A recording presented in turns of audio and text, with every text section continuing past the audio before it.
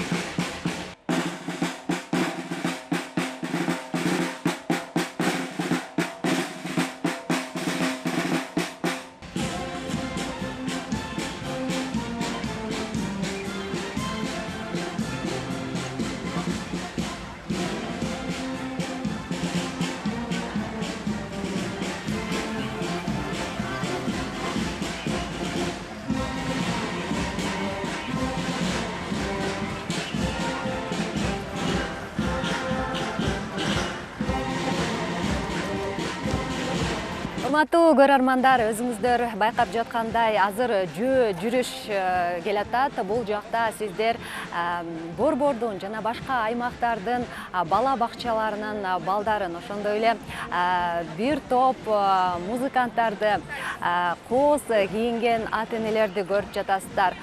Бул жөө жүрүш азыр Ала Тоо кинотеатрынын жанына келмекчи. Бул жерде болсо дагы чоң иш-чара даярдалып жатат.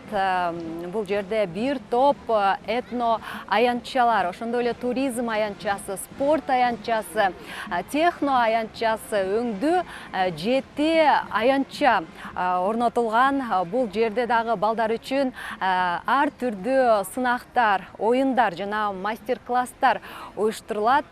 Бул аянтчалардын ишин албетте ыр жана бийлер коштоп турат. Андыктан бүгүнкү майрамдык иш-чара өтө кызыктуу жана шаңдуу нукта өтмөкчү. Андыктан сөзсүз бул салтанаттык майрамдык иш-чарага күбө болуңуздар демекчибиз.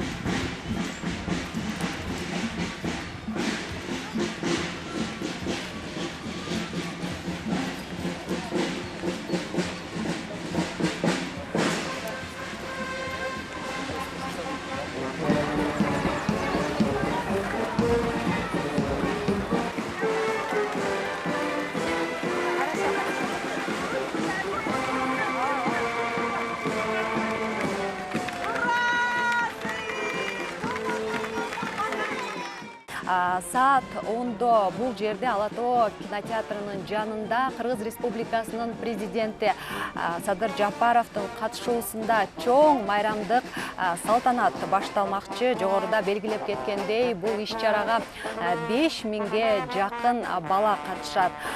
Бул жерде бир топ белгиленгендей аянтчалар ачылган. Ал жакта балдар үчүн оюндар, сынактар жана мастер-класстар уюштурулат. Караңыздарчы, Монголия элинин бийин бийлеген, чимирле бийлеген бийчи кыздарды көрүп жатасыздар. Булардын кийим кечектери дагы өзгөчө экен, кыймылдары дагы. Мына бул кыздар азыркы тапта Ала Тоо кинотеатрынын жанына бет алышууда. Майрам мына ушундай өзгөчө нукта, өзгөчө шаңда, өзгөчө кубаныч менен уланып жатат.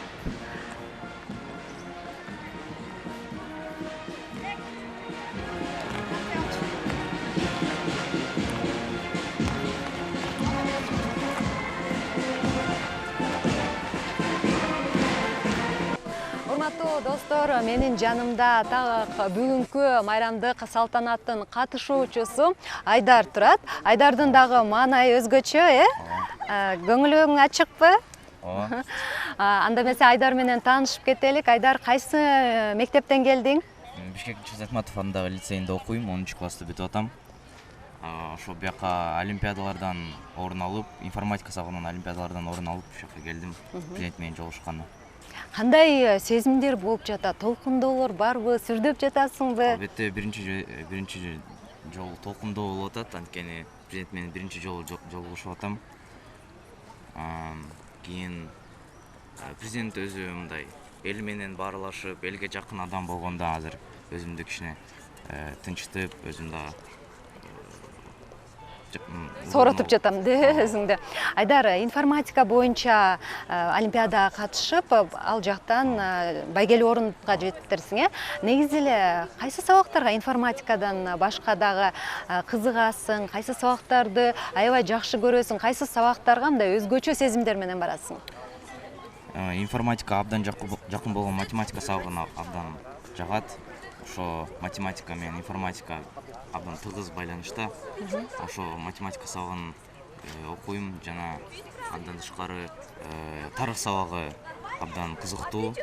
Тарыхта болгон ар кандай окуяларды окуп абдан кызыгам.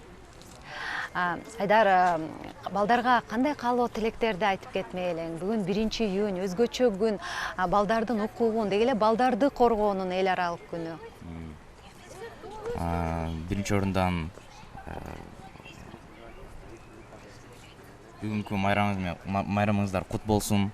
Бүгүн балдар күнү, бардык балдар эшикке чыгып, ойноп, бири-бири менен баарлашып, паркка келип, президентти көрүп кетсеңиздер болот. Ошо майрамыңыздар кут болсун. Рахмат. Рахмат, Айдар, ишиңе ийгилик. Биз да сени куттуктайбыз. Сен окууда дагы бир топ ийгиликтерге жеткен экенсиң. Буюрса, сөзсүз келечегиң кең болсун, ден соолугуң бекем болсун, асманың ачык болсун. Ал эми биз болсо көрсөтүүбүздү улантабыз. Урматтуу көрөрмандар, азыр жөө жүрүшкө кайрадан көз салалы. Биздин жөө жүрүш Чүй проспекти менен Манас проспектисинин кесилишинде мэриянын алдында башталган. Азыр жөө жүрүштүн аягына чыгып калды. Бул парадтын башында Бишкек шаарынын мэри Абдыкадыров Эмилбек Мырзакулович өзү катышууда. Саламатсызбы, Эмилбек Мырзакулович? Бүгүнкү майрамдын, балдарды коргоо күнүнүн актуалдуу мааниси эмнеде ушул майрамдын? Анан биздин кыргызстандык балдарды куттуктай кетсеңиз. Мунун мааниси өтө зор. Себеби биз балдар биздин келечегибиз деп айтабыз. Себеби эртеңки биздин мамлекеттин тагдыры биздин балдарга байланыштуу. Бүгүн биз балдарды кандай тарбия берип, кандай жолго салсак, биздин келечегибиз ошого байланыштуу. Ошон үчүн мен бүгүн ушул учурдан пайдаланып, биздин балдарды жана биздин ушул Наристе фольклордук фестиваль, экинчи фестиваль кечээ күнү өттү. Буга 6 мамлекеттин балдары катышты. Анан уландысы болуп мына ошо филармониядан мына площадька чейин 2 километрдей 4000ден ашык бала басып келатат. Ушу басып келатканда балдардын көңүлдөн байкасаңыздар болот. Балдардын көңүлү абдан жакшы. Ошо жерде жөн эле басып келбей, бийлеп басып, кол чаап басып, көңүлдөр ачык. Балдарга мен ушу бүгүнкү майрам менен куттуктайм. Балдарды коргоонун эл аралык күнү менен 1-июнь мына бүгүн майрам. Ошо менен куттуктайм. Балдарга кең келечек, ден соолук, эн аталары менен ар дайым көңүлдүү болуп, кийин биздин мамлекетибизди, шаарыбызды гүлдөтө турган балдардан болсун. Ушул мероприятияны биз өзүбүз Бишкек шаары 1 айдан бери даярданып, балдар менен иштеп келатабыз. Ошон үчүн мен ушу Бишкектиктерди дагы, Бишкекте балдарды жана келген конокторду дагы бир жолу ушу майрам менен куттуктагым келет. Чоң рахмат. Бул жерге 8 өлкөдөн келишти балдар. Анан деле мен билишимче буга чейин Бишкек шаарында ушунчалык деңгээлде иш-чара өткөрүлмесе эле 1-июнда. Бүгүн өтө чоң масштабта бул мероприятие өтүп атат. Себеби биздин урматтуу президентибиз балдарга, жаштарга, социальный объекттерге, мугалимдерге көп көңүл буруп атат. Ошон үчүн биз президенттин тапшырмасын аткарып, өзүбүз дагы ушул балдарга көп көңүл буруп Бишкек шаарында ушундай чоң мероприятияны өткөзүп жатабыз. Мына кече күнү өзүңүздөр көрдүңүздөр, международный фестиваль болду на Ристе, фольклорный музыка боюнча. Ага дагы 6 мамлекеттен биздин 8 мамлекет келебиз деп айтышкан, бирок 6 мамлекеттен келди, ар кандай шарттар мамлекет келбей калды. Фестиваль да абдан чоң масштабта өттү. Балдардын көңүлү өтө жакшы. Ушундай элибизде, жерибизде тынчтык болуп, балдарыбыз ачык асмандын астында жашап, дагы бир жолу майрам менен куттуктап кетким келет. Чоң рахмат. Азыр урматтуу телекөрүүчүлөр, биз кичинекей балдардын майрамын булардын көңүлү кандай экенин билебиз. Вы откуда приехали? С Алтая. С Алтая приехали. Как ваше настроение? Поздравляю вас с праздником. Спасибо большое. Поздравьте и наших детей кыргызстанцев с сегодняшним праздником. Поздравляю вас с праздником. Хорошего вам настроения. Спасибо большое. Урматтуу телекөрүүчүлөр, жүрүш финишке жеттик. Бул жерде Россия Федерациясына катышкан фестивальга катышкандар дагы бар экен. Булардын жанында сурап, как ваше настроение? Прекрасно. Поздравьте наших детей с сегодняшним праздником. Поздравляю всех детей с праздником. Желаю счастья и счастливого детства, конечно. Спасибо большое. Казакстандан келген меймандар дагы бар экен. Саламатсызбы. Бүгүнкү майрамыңыз менен чын жүрөктөн куттуктайбыз. Жагып атабы, маанайыңыз кандай? Как ваше настроение? Сиз Казакстандан келдиңиз, Кайсы шаарынан келдиңиз? Ақтөбе облысы. Бийлейсиңер, бичисиз, Чоң рахмат. Саламатсызбы, как ваше настроение? Хорошее. Поздравляем вас с праздником. Может быть, вы тоже поздравите Спасибо вам наших тоже. детей с праздником? С праздником вас всех. Желаю счастья, здоровья. Самое главное, улыбайтесь всегда. Спасибо большое, вы наше будущее. Бул жерде Республика Тывадан келишиптир. Здравствуйте. Как ваше настроение? У нас все отлично. Вообще вкусно. Поздравляем детей с праздником. Спасибо вам. Ваши слова поздравления. Я хочу детям пожелать здоровья, главное. И хочу, были все счастливы. Я передаю привет из Республики Тыва. Как вам понравилось у нас в Кыргызстане? Да, очень красиво. Что вам понравилось? Ну, все. Люди? Да, все. Как вам наш город? Ну, сказать по словам. Вы в первый раз? Да. Танцуете, да? Нет, петь буду я. Петь буду. Вы петь будете? Может быть, исполните какую песню на вашем языке? Торала кыяла сағынасым, торала кемімде торашкылық. Тоғдықла қоштарла ежіпла келгеш, тоғдықла чандарла торала кемім. Спасибо вам большое.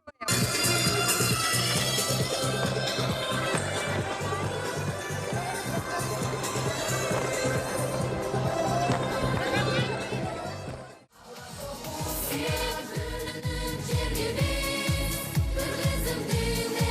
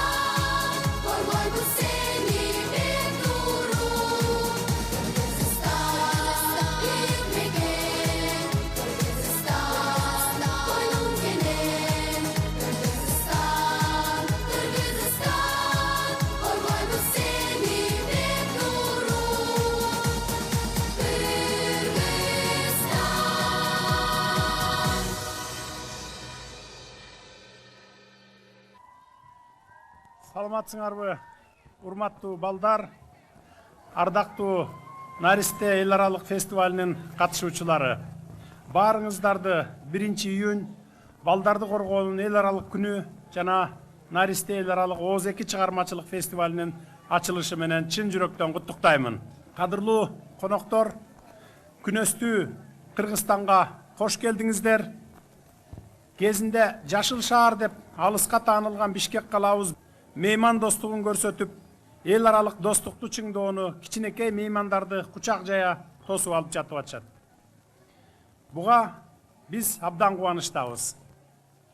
Кымбаттуу балдарым, кыздарым, жан дүйнөнүн жакшылыгын, келечекке болгон үмүттүн эң сонун майрамына айланган Наристе фестивалына катышып жатканыңыздар биз үчүн чоң бакыт, чоң сүйүнүч. Балдар ар бир улуттун, ар бир мамлекеттин келечеги, ой кыялы, үмүт тилеги. Тигилже бул мамлекеттин президентинен баштап, катардагы жаранына чейин балдар келечек ээлери деп, аларга кам көрүүгө, ар тараптан татыктуу тарбия, терең билим берүүгө умтулуп, мамлекетти сүрөп келе турган адамдардан болуп чыгышын жараткандан тилек кылышат. Балдардын бүгүнкү Наристе эл аралык фестивалы бул өзгөчө фестиваль, өзгөчө иш-чара. Наристе курак баарыбызга жылмаюу менен балалыгыбызды эске салып, өзүнчө бир жылуу сезимди тартуулайт. Урматтуу Наристе фестивалынын катышуучулары, силерди чыгармачылыкка, искусствого, музыкага болгон кызыгууңар жана актёрдук чеберчилик менен өзгөчө талантыңар бириктирип турат. Сиздердин Наристе фестивалына катышууңар чыгармачылыктын чоң жолуна шилтеген маанилүү кадамыңар. Сыйкырдуу аалам, көркөм өнөр, маданий мурас жана руханий байлык болуп саналган элдик чыгармачылыкка шилтеген кадамыңардан жазбагыла. Көкүрөгүңөрдөгү мындай жалынды өчүрбөй, жан дүйнөңөрдө бекем сактагыла. Келечекке койгон максатыңарга ишенимдүү кадам таштагыла. Ошондо гана ой кыялыңар ишке ашат. Биз ата-энелер ар бириңер үчүн жүрөгүбүз менен күйөбүз. Ушундай нур жүздүү, ажайып өнөрлүү балдарыбыз бар, жашообуз бейпил, элибиз тынч, өлкөбүз өнүгүү үстүндө деп көңүлүбүз куунак болот. Фестивалдын ар бир катышуучусуна чың ден соолук, чоң бакты таалай каалаймын. Чыгармачылыгыңар өсүп өнө берсин, ийгиликтер коштосун, бар болуңуздар, майрамыңыздар менен дагы бир жолу.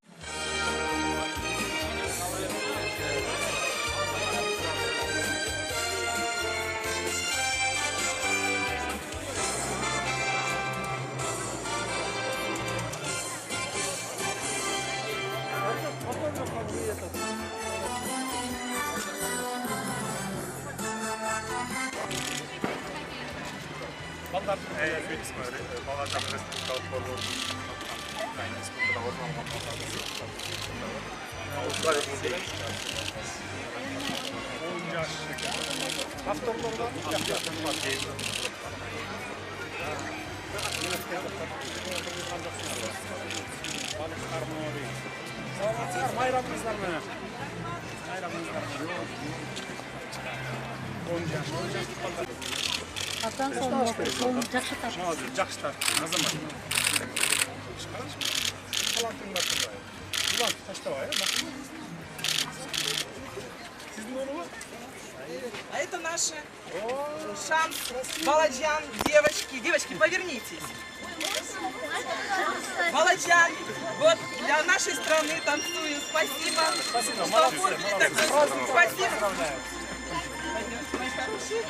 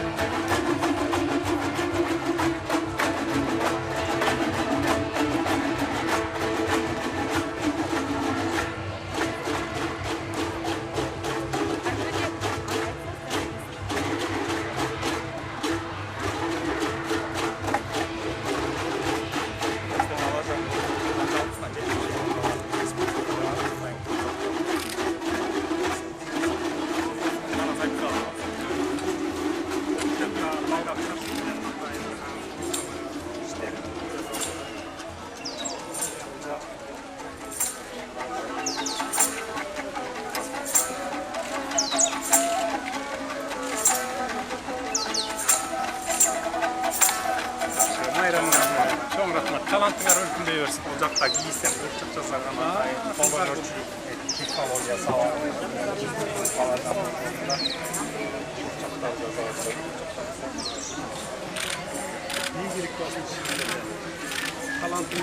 Здрасте. Бул жер эң майда балдарыбыз.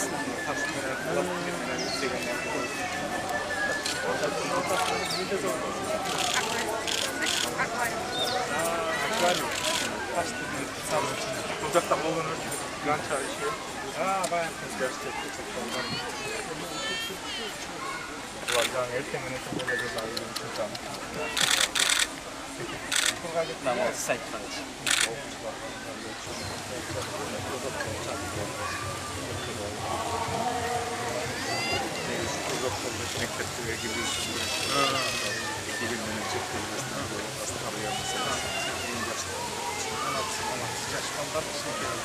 Бұл атайын граташ, сіздерге естелік бердіңіз, жазғыңызды ашытылысыздар. День добрый, с праздником! Хотим предложить вам оставить какое-нибудь пожелание на нашей стене. У нас замечательная техника гратаж, техника процарапывания, она очень популярна. Крутится на несколько слоев, и потом каждый может процарапать все, что хочет. Пожалуйста, ваши пожелания.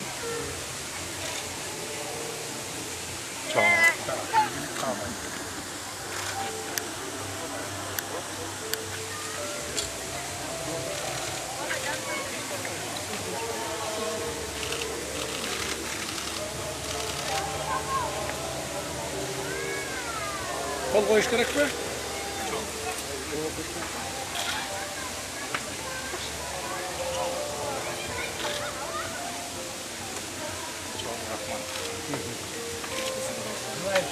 Саламатсызбы, урматтуу президент.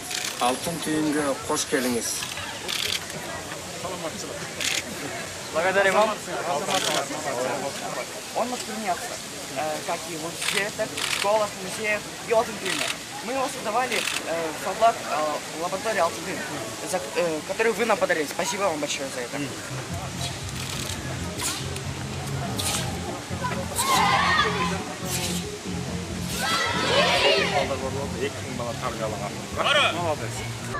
Азаматсыңар. Бұл жақта да талантыңар өсе берсін. Ушу, спорт, шахмат боюнча тиги жақта көрүп атасыз. Кружокто алып келдик.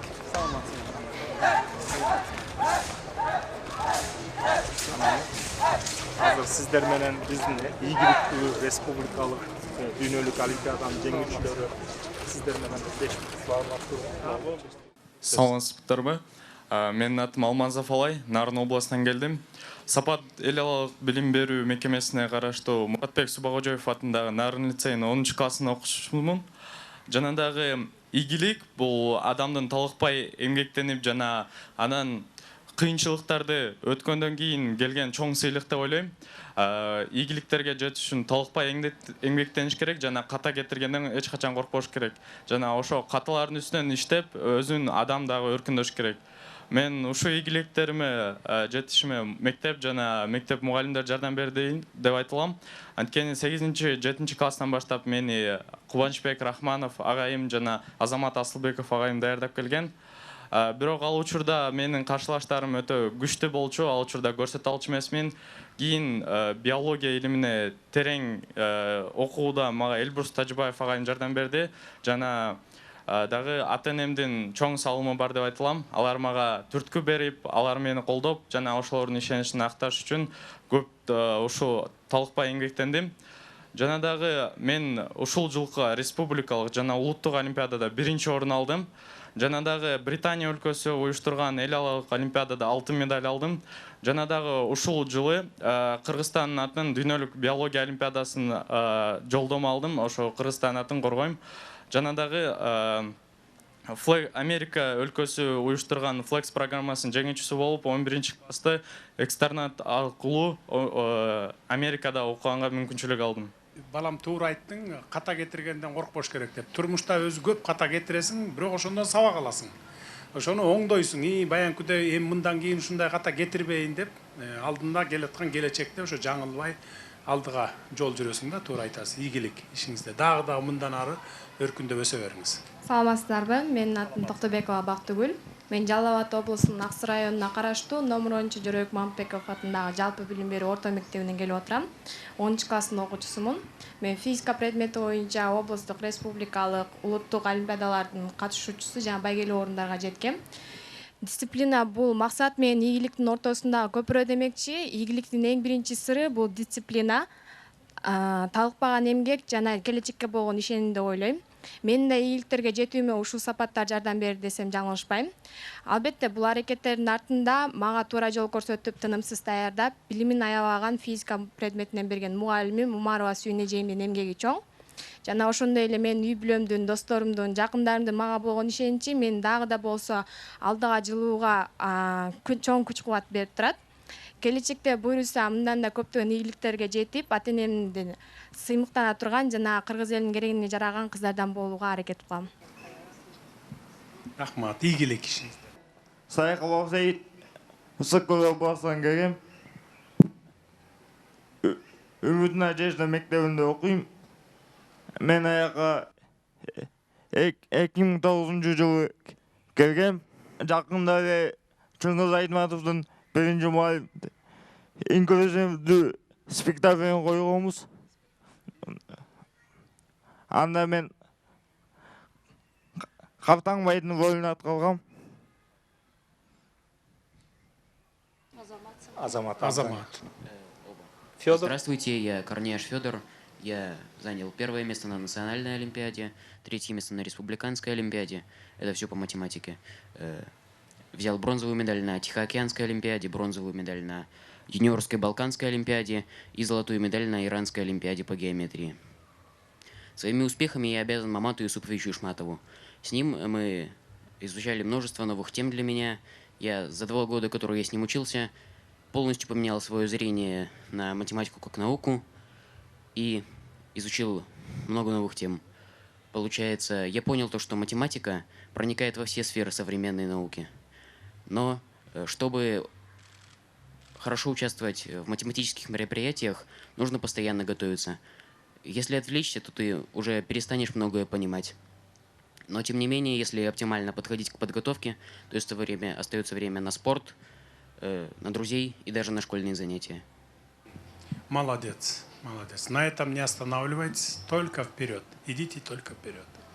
Бардык балдарыбыздын ушундай ийгилик сырлары бар. Анан учурдан пайдаланып бир-эки суроо сурап алсак деп атышат сизге. Айелин аке. Саламатсыздарбы? Мен Кудайбергенова Айелина, Талас облусунун караштуу Талас районунан келгем. Шахмат боюнча мен сизге суроом. Сиз шахмат ойнойсузбу? Ойногом, ойнойм азыр деле. Азыр да ойнойм. Бала кезимде мектепте окуп жүргөндө ойночубуз. Азыр да анда-санда убакыт болгондо ойноп коебуз. Саламатсызбы? Менин атым Мунзубаев Айдар. Мен Бишкек Чыңгыз Айтматов атындагы лицейде 10 класста окуйм. Эл аралык олимпиадаларга информатика сабагы боюнча катышып, байгелүү орундарга жеткем. Ошо эл аралык олимпиадага катышып атканда чет өлкөлөргө барып, ар кандай окуучулар менен тааныштым да. Көбү ошо өзүнүн өлкөсүндө, мисалы Россияда эл аралык олимпиадага өткөн окуучуларды чогултуп, бир нече жумалык сборлор өткөрүлөт.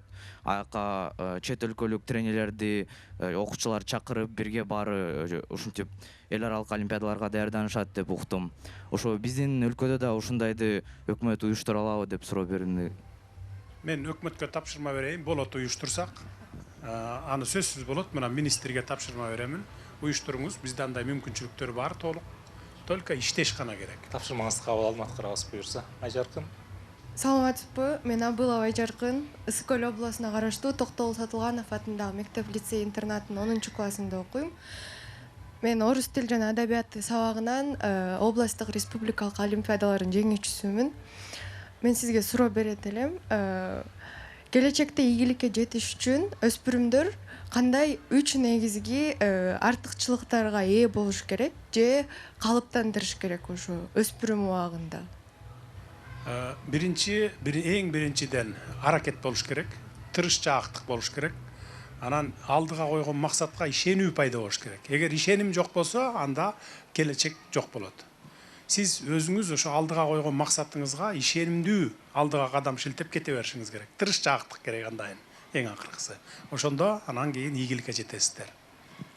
Тайманбастык дагы керек. Рахмат. Чоң рахмат. Менин билишимче, мына кыздарым, балдарым республиканын булуң бурчунан келген экен, ар кайсы жерден ийгиликке жеткен, олимпиадаларда, эл аралык мелдештерде биринчиликти алып жүргөндөр чогулган экенсиздер. Мына эң туура сөздөр болуп кетти. Алдыга койгон максаттан эч качан тайбаш керек. Тынбай алдыга жыла бериш керек. Анан кийин эми эң негизгиси бул эмне? Эң негизгиси бул аракет кылсаңыздар, тынымсыз аракет кылсаңыздар, сөзсүз жеңишке жетесиздер. Анан биздин ишенгенибиз, мамлекеттин ишенгени, элдин ишенгени мына сиздерсиздер келечекте. Келечекте ушул жерде отурганыңыздардан баягы кыргызда жакшы сөз бар. Бешиктеги баланын бек болорун ким билет, карындагы баланын кан болорун ким билет деп. Ушул жерден сиздер дагы араңыздардан ушу эл башкарган, президент болгондор чыгып калышы мүмкүн. Ошого үмүт менен алдыга жылышыңыздар керек. Үмүт менен ушу аракет кылышыңыздар керек. Тынымсыз, күнү түнү дебей талбай эмгектенсеңиздер, эмгегиңиздердин акыбети сөзсүз кайтат. Ошондуктан мына сиздерге биз ишенип, биздин келечегибиз, балдарыбыз, ушундай билимдүү жаштарыбыз деп ишенип тургандан кийин сиздер биздин үмүттү өчүрбөстөн алдыга гана жылып кете беришиңиздер керек. Кыргызстандын эле ичинде биринчиликти ала бербестен, эл аралык аренада дагы жалаң биринчиликтерди багындырып жүрүшүңүздөр керек. Анан кийин турмушка аттанган кезде, ошондон баштап Кудай берген жаш өмүр бүткүчө чейин кыргыз мамлекетине, өзүңөрдүн элиңерге ошол алган билимиңерди, ошонун пайдасын элге, мамлекетке эмгек сиңирип кетишиңиздер керек да. Мына ушул максат менен алдыга жылышыңыздар керек.